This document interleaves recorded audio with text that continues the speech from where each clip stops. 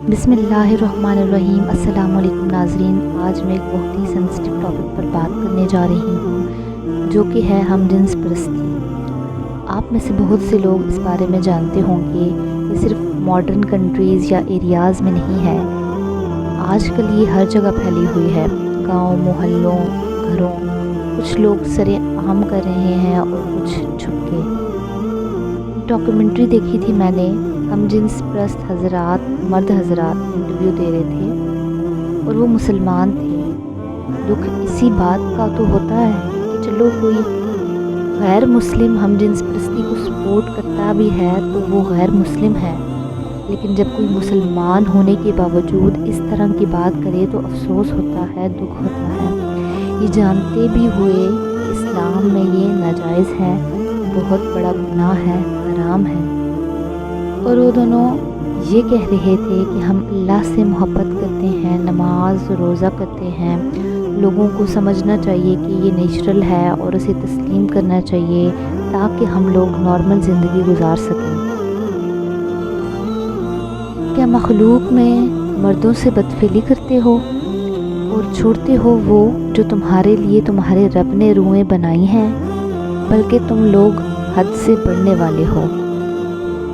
پھر ہم نے دوسروں کو ہلاک کر دیا اور ہم نے ان پر ایک برساؤ برسایا، تو کیا ہی برا برساؤ تھا ڈرائے جانے والوں کے لیے۔ اور آپ کہتے ہیں کہ آپ اللہ سے محبت کرتے ہیں، اللہ نے تو اس چیز سے منع کیا ہے۔ کیسی محبت ہے آپ کی کہ جس ذات نے جس کام سے منع کیا ہے آپ اسی کام کو کر رہے ہیں؟ افسوس ہے۔ تو جہاں تک بات ہے نیچرل کی، تو کیا چور کہے کہ مجھے فیلنگز آتی ہیں، میں چوری کروں، مجھے بلیم نہ کیا جائے، یہ تو نیچرل ہے؟ ریپسٹ کہے کہ مجھے تو نیچرلی فیلنگز آتی ہیں بچوں کا ریپ کرنے کی، یہ فیلنگز ہیں، مجھے کچھ نہ کہا جائے، یہ تو نیچرل ہے؟ مرڈر کہے کہ مجھے غصہ آیا تھا اور غصہ تو نیچرل ہے، اس میں مرڈر کیا تو مجھے تو کچھ نہ کہا جائے، اس طرح تو ہر انسان ہر گناہ سے بری و ذمہ ہو جائے۔ یہی تو آزمائش آتی ہے۔ اللہ نے ہمیں عقل اور سمجھ عطا کی ہے، فیصلہ ہم پر چھوڑا ہے کہ کون سا رستہ چننا ہے۔ یہ لوگ جانتے ہیں کہ یہ غلط ہے، یہ جانتے بوجھتے صرف اور صرف اپنی خواہش کو لے کر چلتے ہیں اور کچھ نہیں۔ کیا آپ نے ایسے شخص کو دیکھا ہے جس نے اپنی خواہش نفس کو اپنا خدا بنا لیا ہو اور اللہ نے اسے گمراہ کر دیا اس کے علم کے باوجود، اور مہر لگا دی اس کے کانوں پر اور دلوں پر، اور اس کی آنکھوں پر پردہ ڈال دیا؟ تو کون ہے اسے ہدایت دے سکتا ہے اللہ کے سوا؟ تم پھر بھی عقل سے کام نہیں لیتے۔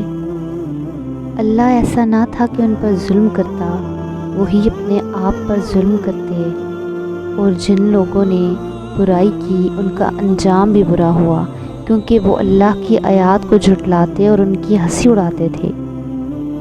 یہ لوگ جنہوں نے ہدایت کے بدلے گمراہی خریدی تو ان کا سودا کچھ نفع نہ لایا، اور وہ سودے کی راہ جانتے ہی نہ تھے۔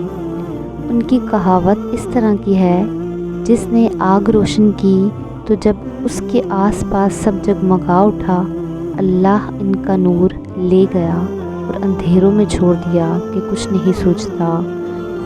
وہ بہرے ہیں، گونگے ہیں، اندھے ہیں اور وہ نہیں لوٹتے۔ دیکھیں، لوگ اس کی جتنی بھی دلیلیں دے، کوئی انسان بلکہ پوری دنیا بھی، لیکن ہم مسلمان ہیں، ہمارے لیے اللہ کے حکم سے بڑھ کر کچھ نہیں ہونا چاہیے۔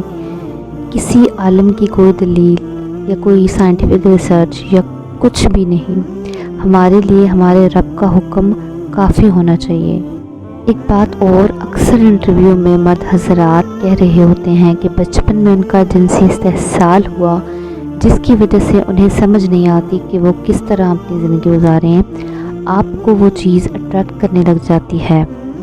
دیکھیں، آزمائش تھوڑی بڑی ہوتی ہے، یہ حکم اللہ کا ہے، ہم اپنے نفس کی نہیں سن سکتے، ہمارے پاس کوئی آپشن نہیں ہے۔ اگر آپ اپنی خواہشات کو کنٹرول کر کے صرف اور صرف اللہ کی رضا کے لیے کوئی گناہ چھوڑتے ہیں تو اس کا اجر اللہ آپ کو ضرور بخشے گا۔ دنیا تو فانی ہے، کتنے سال آپ زندہ رہیں گے؟ 20 سال، 40 साल, 100 साल, 110 साल, मरना तो है, जाना तो उसी रब के पास ही है। तो सोचें क्या मुंह दिखाएंगे उसे, क्या कहेंगे कि अल्लाह तेरा हुक्म तो मैंने सुना था, लेकिन मैं अपनी ख्वाहिश के ही पीछे चलता रहा। क्या लोगों ने ये गुमा कर रखा है कि उनके सिर्फ इस दावे के कि हम ईमान लाए, हम इन्हें आजमाए बगैर ही छोड़ देंगे। और दुनिया की ज़िंदगी तो खेल तमाशा है और बहुत अच्छा घर तो आखिरत का है।